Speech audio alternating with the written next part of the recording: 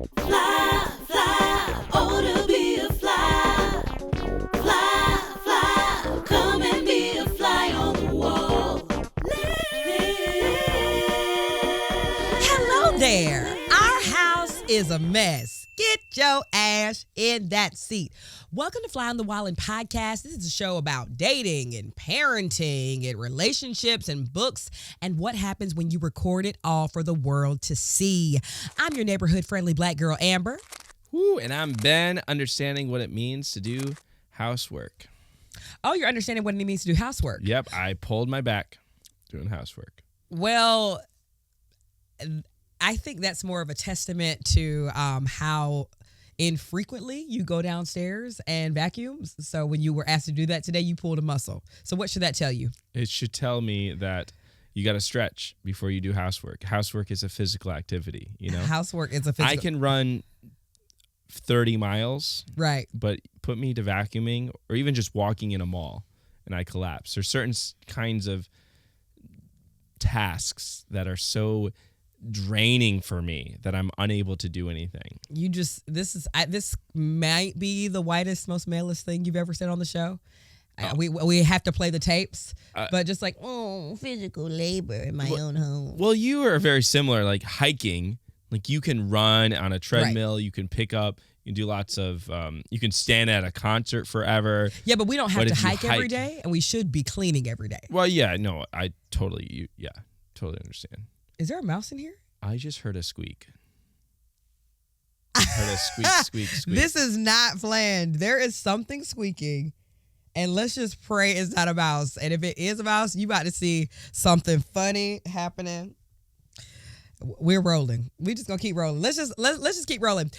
If you don't get some good laughs on the show today, you should be getting some really good laughs in Atlanta, Georgia tonight, because we are currently on stage. If you're listening to this on the Wednesday drop, we should be on stage because December 20th is our live show. So thank you, all those of you who are currently at the show or you went to the show, and I hope you enjoyed it. It's going to be great. We've been working really hard on this script this time around, making it even bigger, even better. So I'm excited about that. Ben right now is also rocking that sweet baby Jesus Internet merch. Cousin. That sweet baby Jesus merch. So if you would like to purchase some more merch, you can go to www.amberwilden.com. Let's jump right into the show. Is this mouse going to ruin my life today on the show? No, you're fine. Okay, we're going to try to make sure it doesn't. The first segment of our show is called Hashtag Influence. It's time for the hashtag influence. Okay, Ben, let's talk about virality today, okay? Because I told you about this at the house, but I wanted to just, you did the research on the story. So there's this bride and groom, Madeline and Jacob. They recently got married. Congrats on their nuptials.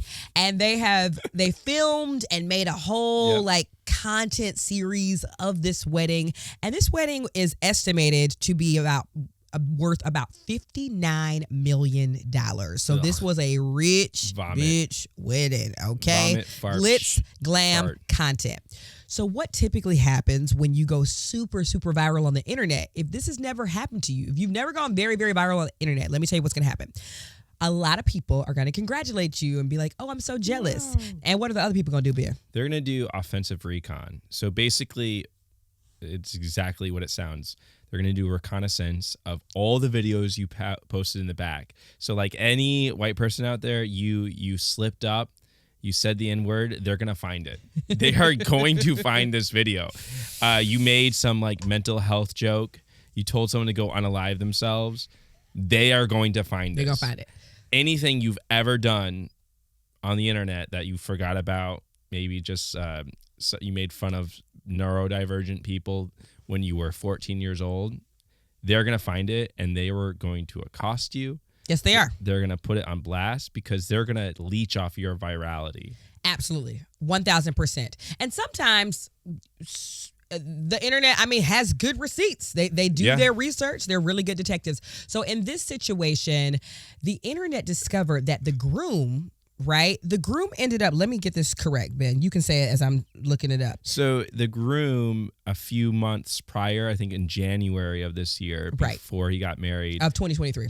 2023, he fired a weapon at officers and with the intent of hurting them. And now he faces up to like 20 years in prison. He survived. He didn't get killed.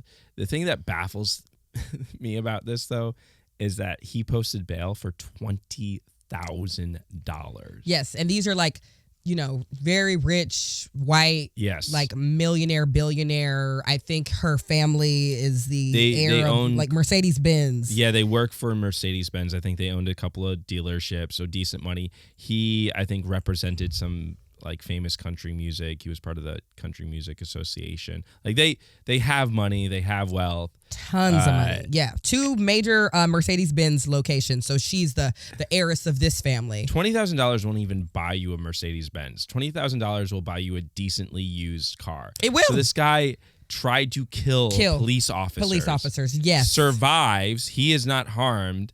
Goes to a wedding. And then, now it's his wedding. His wedding, goes to his wedding, but it was able to post it $20,000 in bond. Like you could just sell, people can scrap together $20,000.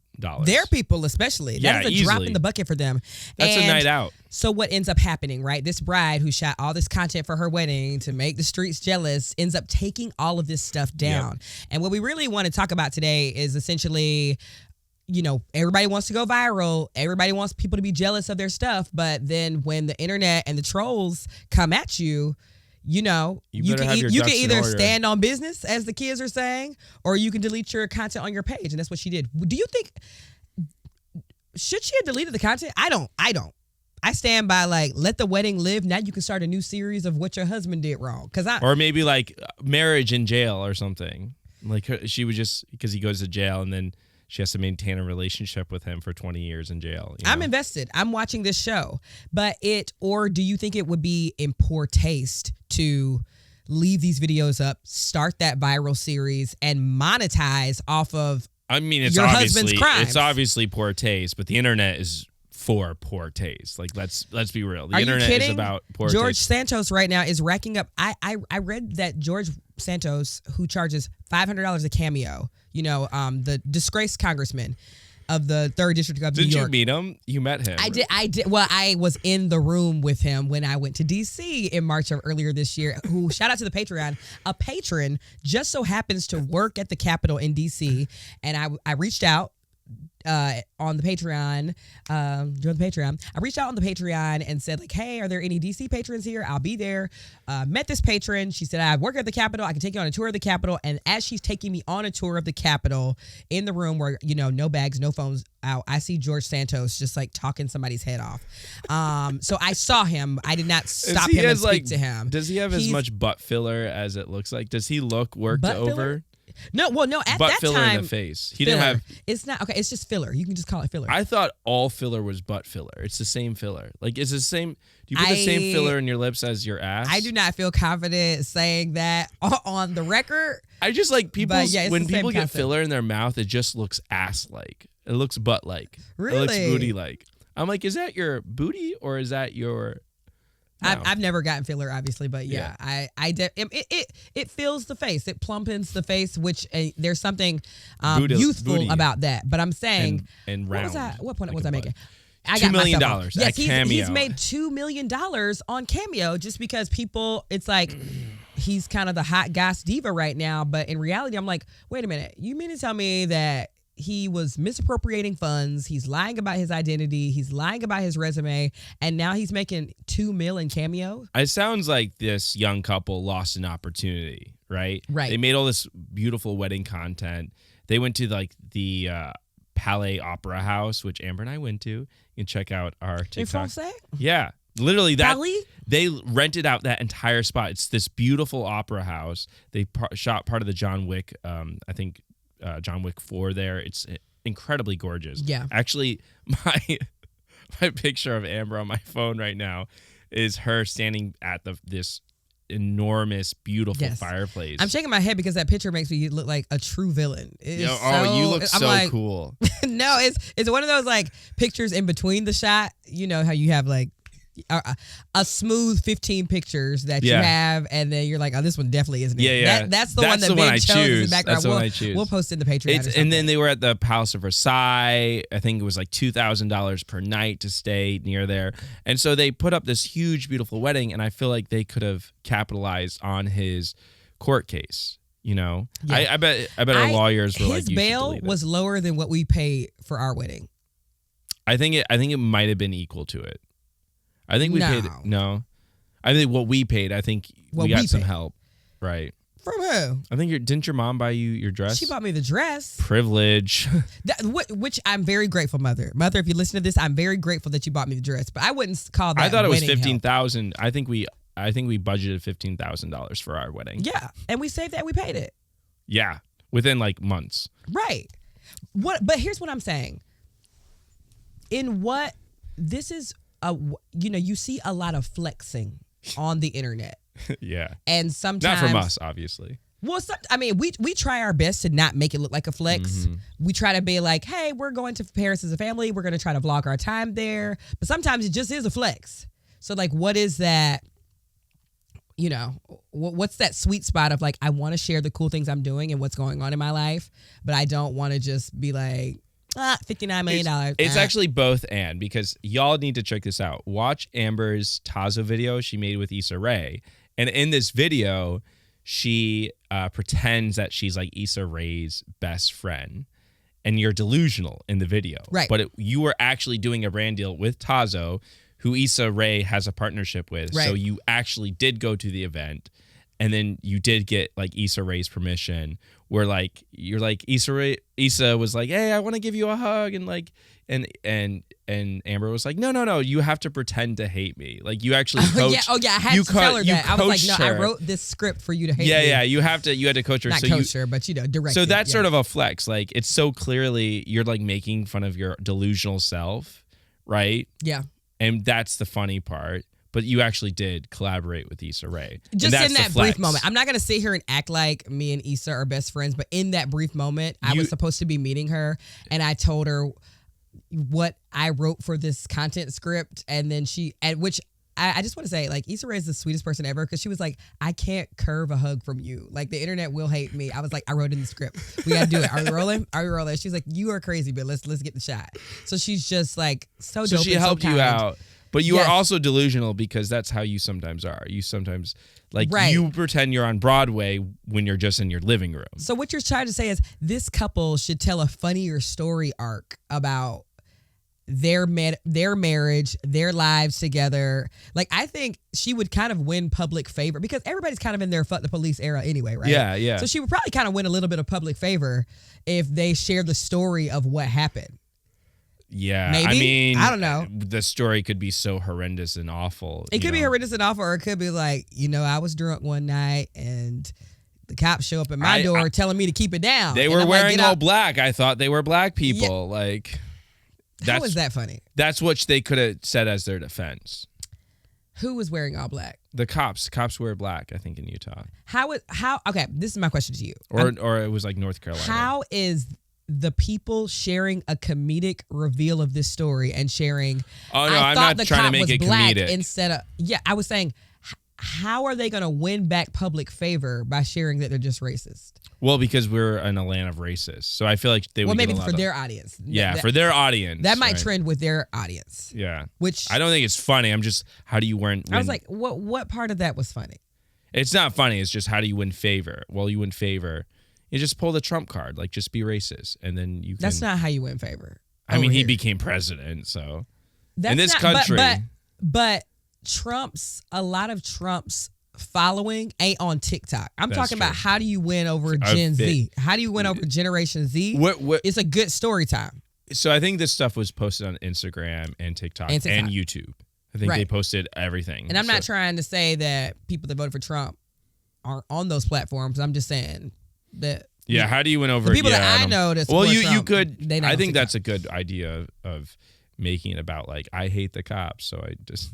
But even that, like, I feel like even Gen Z is not most people are not going to say if cops show up, you shouldn't start shooting at them. Right. You know of what course. I mean? Of course. But I nuts. bet your bottom dollar, if there was a funny story and a character behind this guy, he would win public favor. We've seen that. You remember when freaking Dahmer was on Netflix and people were like, I mean, Jeffrey was fine. I'm like, what is wrong with you people?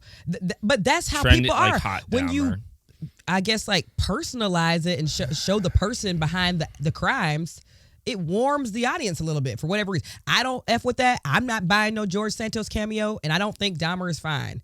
But people, unfortunately, can fall very easily into that, you know? I think the true villains of a lot of these stories, like George Santos, he's obviously a villain, but I think the true villains are the people who enable him, like the people who bought the cameos. I'm always struck by that. We're so mad at the individuals, and we're like, well, ourselves as a society allowed this man to do this. I got to think the journalists should be blamed. This guy was able to get elected.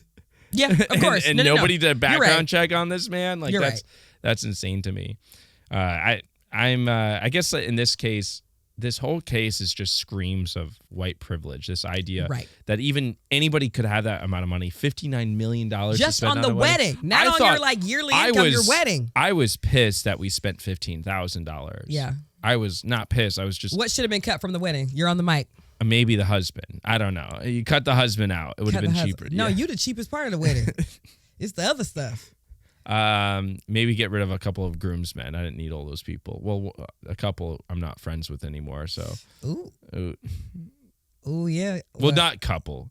I mean, just one actually. Ben did have a fallout with one of the groom's people. The groom's people. I am friends with. No. I don't know what else it cut out. We should have done it in your sister's backyard, in your grandma's house backyard, and. Oh no! And everybody get bit up by mosquitoes. Father of the bride. Remember that he suggests that they get married in the backyard. It'll save a lot of money. Confession: I never saw that movie. Oh, Father of the Bride. Yeah. Oh, we should watch it. Yeah, I would watch it. Steve Martin, right? Yeah, like I've definitely seen like the cover walking through Blockbuster, but I feel like we chose another movie. It's very funny. Night. It's a good movie. I should watch that. Yeah, it's cute. You want to move on to the next segment? Next segment. Done with these freaking white privileged mother people. Oof. Them yo folks, honey. I know. $59 million. Wow. The next segment of our show is called Imperfect Parent. Imperfect parent. Imperfect parent. Me. So this is a segment of our show where we talk about our lives raising a 19-month-old daughter. And she's been doing very well. The doll is currently out of the crib.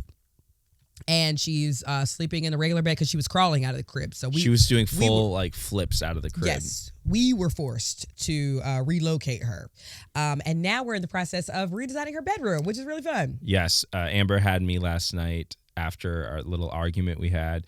She's like, but I need your help to put up these lights. So she had me working, and I felt bad because I was not being the best of partner, so I felt guilt-ridden. Honestly, I feel like white guilt is a good thing. Any sort of guilt can be a good thing. People talk about white guilt. Well, you only do this for white guilt. I'm like, honestly, that's the only way for a white person to do anything nowadays. Like, just get them to be guilty and things can happen. So it wasn't even white guilt. You were just acting a fool, and then I started acting guilt. a fool, and then we were guilty, and then we. I always extend typically an olive branch like 5 minutes after an argument. You know I do that. Mm-hmm. Like I'll go be You have to angry. get your licks in though a little bit. You're like, okay, oh, now you want to help. Oh, now this. Oh, yeah. Like you sort of. Yeah, but that's me saying like I'm ready to talk to you. Just really de-escalate. If I'm not talking to you, I mean, you really, really messed up. But if I'm saying like, would be nice to get some help in here, like that's me basically saying like, all right, come on, let's make up. Let's hurry up. You don't think so? No. Tell the people how you feel then. No, not at all. But we did reconcile and we got back together. So it worked. Yeah, I think the argument was basically I swear a lot, and I was trying to put something together for Amber, and I was getting frustrated. So I was like, fuck, quietly. And she's repeating everything. She didn't repeat. We've had this argument on the pod. We have. So and Amber's like, stop swearing. She yelled at me. I was like, whoa. It's so funny that that's the only thing you heard because tell the whole truth now. How many times did I ask you on like the I just kept forgetting because I was cooking and then I was putting things together and then Wilde was running around and I was watching her. So I was doing 3 things at once. And so when I was cooking, I made a mistake and I swore and Amber was like, please stop. Please Very stop cussing. kindly. Yeah. And then then do it again. and then Wilde got into something she did it. I was like, oh shit or something. I was like, please stop cussing. And then I started putting together a thing while watching the food I was cooking. I swore again, and then Amber turns around. Stop cussing. No. That was it was like the maybe time 4 I snapped times. was maybe time number 7. Oh man, she yelled at me. But actually, I realized later that in my mind, I was like, oh yeah, I'm just learning how to not swear. You know, this is all growth. But I realized later afterwards that me swearing in front of our kid was triggering, because that's sort of an upbringing that you do not want her because of your own family like trauma that you brought in. Right. Right. I wouldn't call it like. Did you hear that? I did hear that. Tweet, tweet. There's some sort of tweeting sound going on. It could be a bird. Tweet, okay. tweet. I'll take a bird. It did sound more bird-like than mice-like. Yes. I'm not deeply traumatized by that, but it is a huge trigger. You're like, you grew up with people father to be swearing. cussing angrily. Yeah. And then of course I'm a jerk at this point because I'm trying to do a million things and I'm swearing and I downgrade what you did, and I was like, sarcastically, because this will help the situation. Mm-hmm. I was like, yeah, and yelling in front of your kid is also like, you know, and that's great like for you. Point was you don't have a point when it's like, no, you shot first. Like, stop. I was like, honestly, and then I was like, yeah, yelling in front of your kid is more traumatizing than saying a few words while you're like trying to put stuff together. Oh, Ben is the king that didn't help the situation. Ben is the king of like, before you try to attack what I did, let me try to find something you did. I think we'd both do that. No. Oh, yeah. Because I apologized after I was like, you know what, I shouldn't have been raising my voice. Like, that wasn't cool. And now this is the part where you apologize for cussing. You were like, well, you were raising your voice. I'm like, I just apologized for raising my voice. Cue you, right? And you standing behind the curtain, waiting in the wings. We're like, get on stage. I like, did apologize. You did. I did. And then we put together our room. Put together the room. We put together the Little Mermaid room. Which is also another point of conflict because I want her to have live goldfish in this underwater fantasy that I've been trying to create, and somebody that I'm married to doesn't have vision. So here we are again. So to be fair, I think there is a lot of things that go into owning a fish. Like you have to clean the aquarium. Wilde will take everything. What about me says I haven't owned a betta fish? I mean, the black part. Got it. No, I'm okay. I'm not black and I didn't own a betta fish, or I'm white and I didn't own a betta fish. So I don't see color in this situation. It's the woman thing. Well, it's what is the woman it? thing. It's my shoes. It's the you don't like my new cleaning loafers? part. No, and also Wilde loves to grab things. She's She really does. into just ripping things up. Cough So drops, I didn't yes. want to do that, but I did. Oh yeah, she's opening up cough drops and then handing them to us because we're using them all the time. Like, oh, we're both sick. Even on days that we don't want the cough drops, she's like, yeah. I was like, just Like, she stop, opened up stop. so many. I told Amber, like, oh, just give them to me I because was like, can't no, because stand they're to all waste. hairy and just she'll put them on the carpet and then give them to you as like, get these cough drops out my face, Bo. All right, but back to the goldfish. I did have a listener send me a wonderful article from the New York Times about how goldfish are an invasive species. They're very aggressive and they can grow to be, a foot long. And so buying goldfish is actually very harmful for our ecosystems. And so I think I'm sure doing buying something. snakes are harmful for our ecosystem Do you as well. love Mother Gaia? Who? Mother Gaia. I don't know who that is. Gaia is the earth. It's the personification of our earth. Do you love Mother Gaia? Yeah.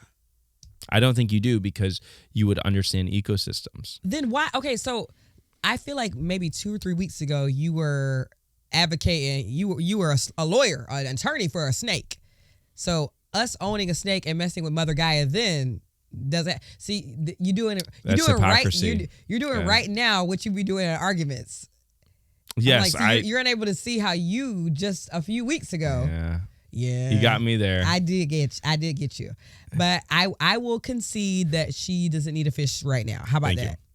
Yeah. How about one night you make us, oh my God. You remember we made that cod the other night? It was delicious. It was so good. Amber is hating on my food. It was a cod that was based in this Parmesan mixture. So it was like fried Stop. cheese Run that back. and cod. It was so good. It was like a cheese. It was a fried cheese cod sandwich. Don't nobody want no sour cheesy fish. And then because Parmesan is a sour cheese, Ben. So it was so good. I was like, why does this fish have cheese on it?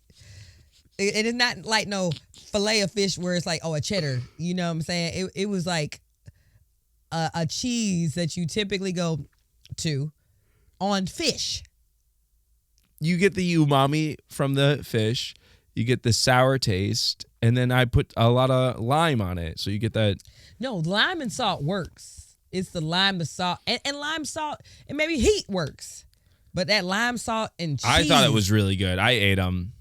And our babysitter who's from the Midwest was like, oh, this reminds me of like Midwest. She's from fish. the Midwest, so she was being nice. That's what that is. That's that Midwest nice. She ate it too. She's like, I'm from Wisconsin, so it reminds me of home. I'm like, whatever, girl. We pay her, so she got to put on a good face, like the fish is good. But you know that fish wasn't right, man. Put some seasoning on that fish, like the Old Bay. We have the Old Bay, so why are you overthinking it? I got it off the internet. I wanted to try something different. So you liked it? Yes, I truly enjoyed it. I liked the fried nature, the burnt cheese.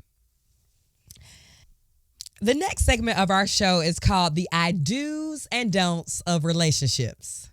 I do, I do. I do, I do. I do, I do. I do, I do.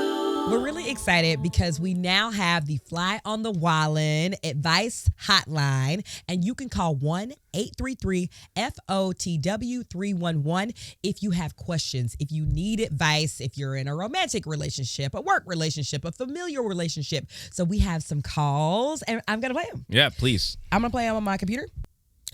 Okay, here is our first call. Hey, Amber and Ben. You guys are so funny, and I just love being a part of your little family. Okay, here's my question. So I have, I don't even know, someone that I met like in middle school, and we've been having an emotional relationship ever since then.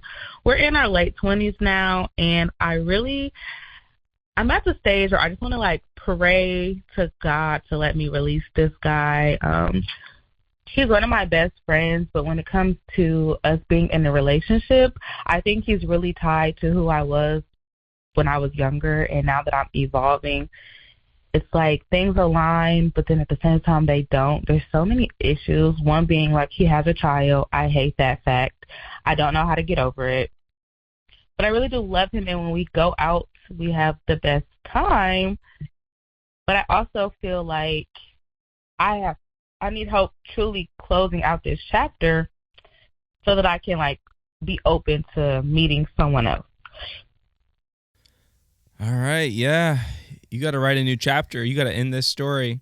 Yes, end this story. If you hate him having a kid, then it's over. It's over, dog. Yeah. It's over. And you know it's over. Yeah. And you just have this emotional attachment. I wish there was an emotional attachment drug we could take, that de-attachment drug. You just drink it. You ever watch Eternal Sunshine of the Spotless Mind? I haven't seen that. So basically, this is the premise. This woman, this person would go to this doctor and they erase the memories that you have of the relationships that you've had in the past. And so if you want to get over somebody, that's what Jim Carrey does. He goes to someone to erase this relationship he had with this woman who he still loves very much. And so and it allows him to get over it. But as there's some nice little twists here and there. I love that movie. It's one of my favorite movies in college. I just watched it over and over and over again. And I think this would have been really helpful. But in this case, you need some emotional detachment because you have all this history. But yeah, if you don't want to mess with the kid. Like, yeah, there's literally nothing that he can do to not have a kid. well, I won't say nothing, but People do kill their children. to date, American Murder, Next Door, freaking Yes. Netflix. But obviously, we're exaggerating. Yeah, there is absolutely nothing that can be done. It almost makes me question a little bit. Not to blame you, caller. I'm super glad that you called in, but like, why did you start dating him, or did you find out there was a kid after the fact? Well, Like, they were best friends. It sounds like they've had this really long-term relationship. yeah, but they reconnected after Yeah. a couple years, is what she said. It's that Facebook that just Facebook. pops up. You're like, But you oh, I didn't haven't see- talked to them in a while. You right, know? but you didn't see kids in the pictures. Did he have the kids and then You know, later men, share? Like, men just so hide you know, their kids. Men hide I could totally their see kids. that. I could totally see that. They which put them is really in the messed closet, up. underneath the bed, Okay. in a treasure chest, down the ocean. Yes, they put them in a little suitcase in their closets. But here's the thing about it. So there had to be some part of you that knew that he had a kid, but why proceed if you know you're like, Why did I proceed with you? I know you were emotional damage, and I still proceeded with you. You know, no, I'm just saying, why proceed with anybody despite? Right. Well, you look past their flaws, right? You but the understand kid is that- not his flaw. Like, he had a kid who I'm assuming he loves and takes Well, care of. she and says that provides she for. hates that fact about her. She hates that.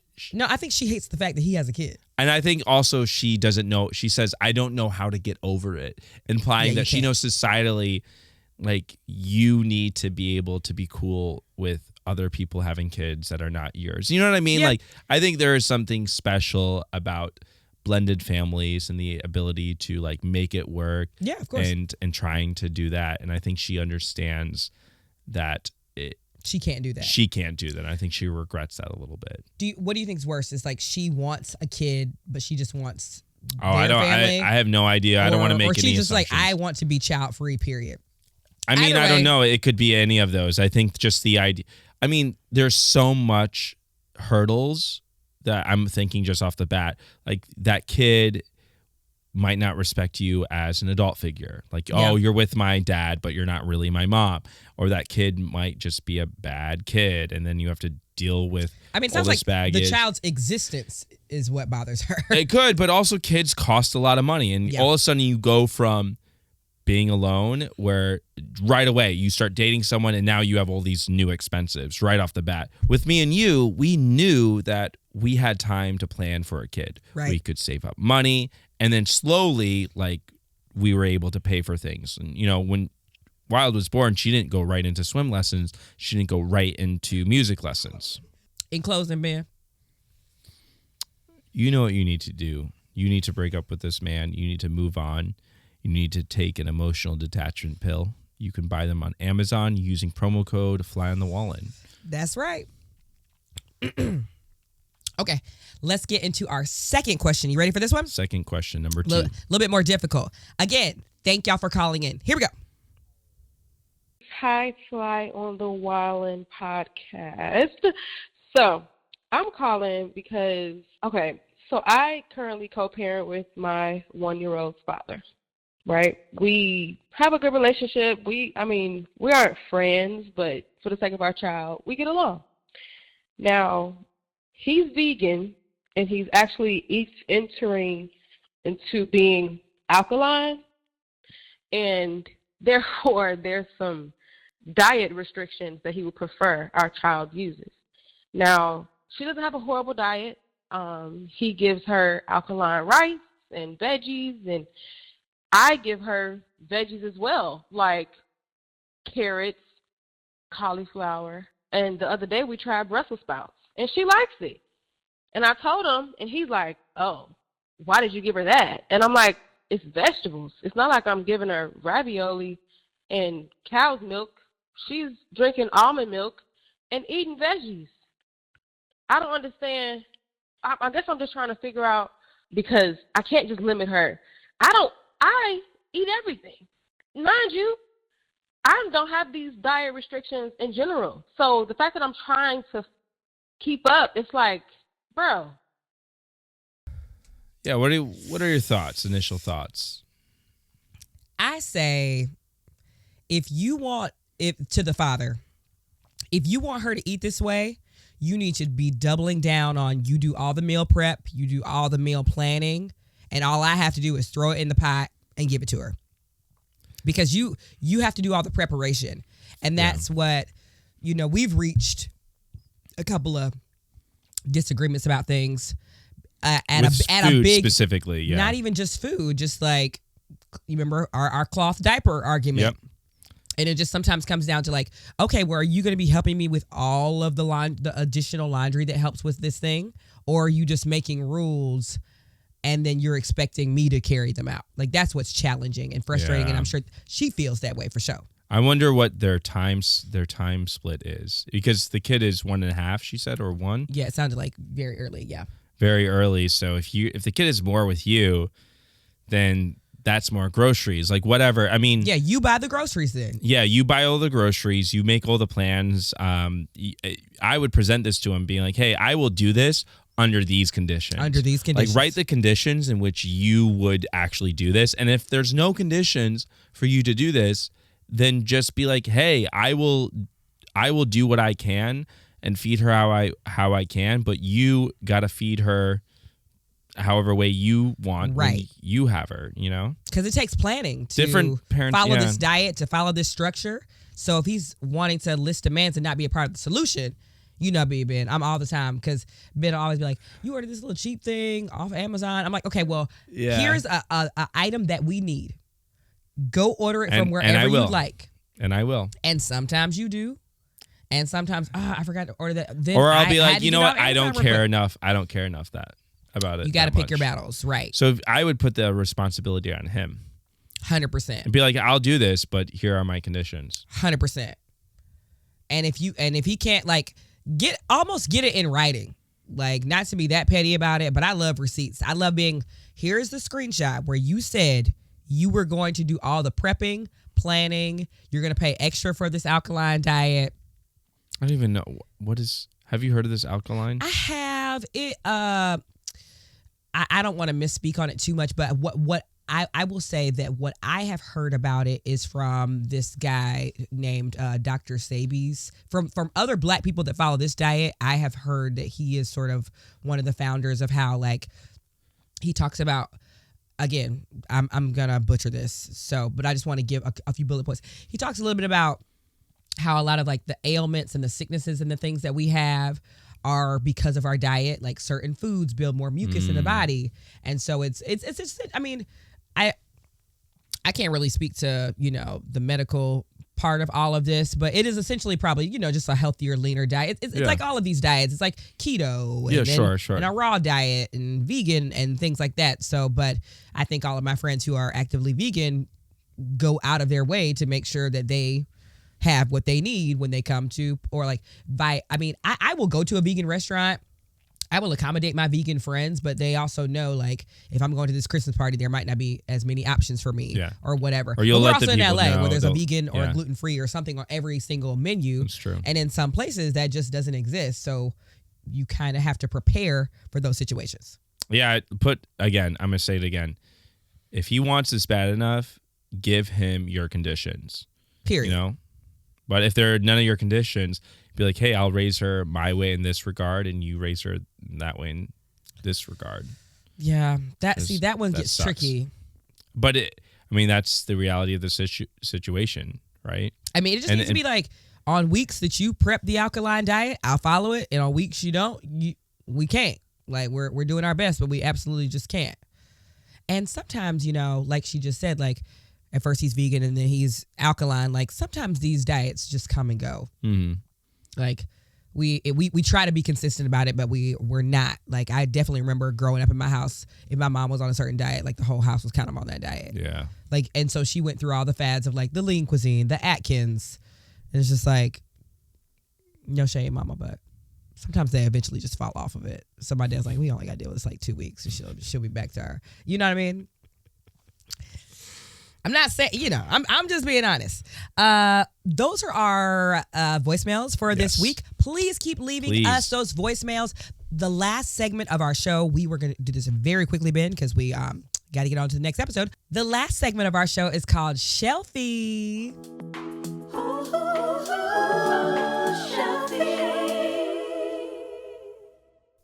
All right. Yeah, Shelfie, this is the time of the show we talk about what movies we're watching, what books we're reading.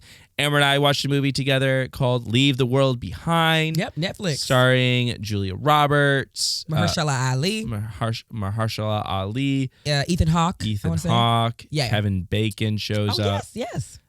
He has a minor role. And then a really cool newer actress. She was in Bodies, Bodies, Bodies. That's where I saw her. Yes. And it was a good time. It almost read like a fable, honestly. I don't know her name. It was based off of a book, and it does read like a fable. And the premise of it is that this family gets a vacation house on Long Island, but then the world falls apart due to a cyber attack.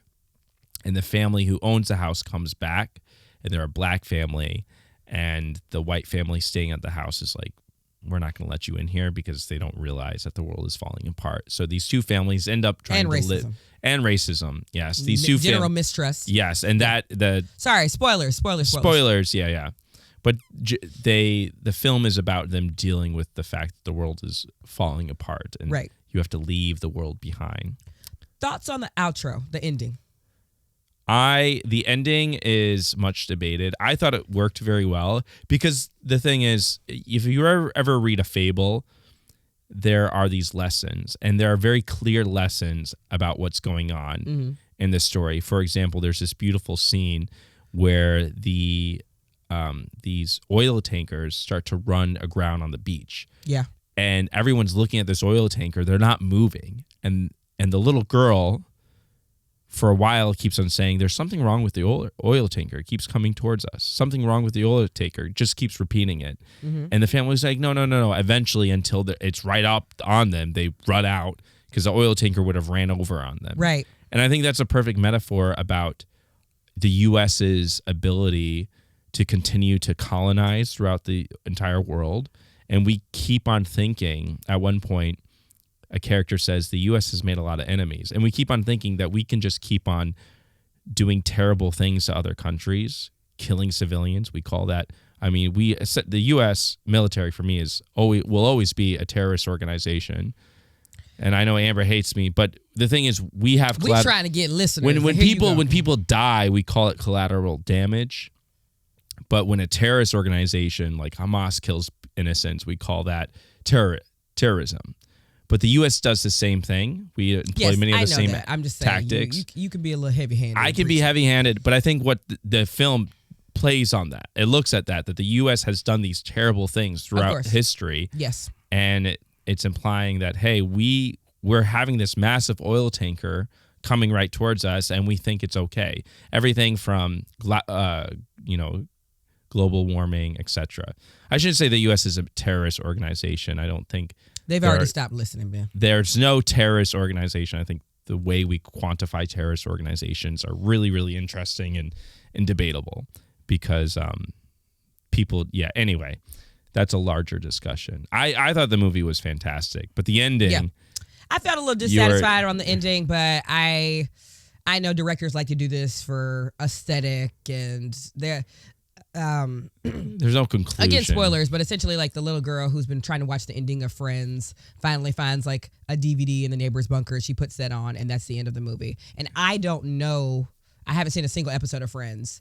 So I remember reading some like variety articles about like, well, everybody knows in this final scene, Ross and Rachel, and I'm kind of like, I'm out. Because we didn't watch Friends. Yeah, so I haven't seen Friends either. Right. So, I can appreciate the ending without having that knowledge, but I definitely think something in that episode will tie to...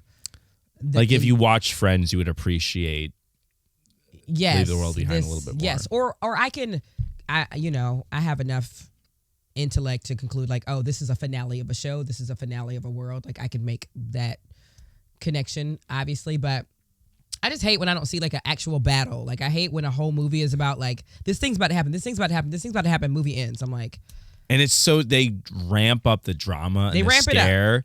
And you constantly think something terrible is going to happen. Yeah, you're waiting for that. Some violence, multiple guns are shown the throughout. Final big battle, the big bad, and it doesn't. It doesn't happen. So that sometimes is a little like dissatisfying to me. But I definitely still think you all should just like check it out. It's on Netflix. I think it's a phenomenal story. You ready to get out of here, babe? Yeah.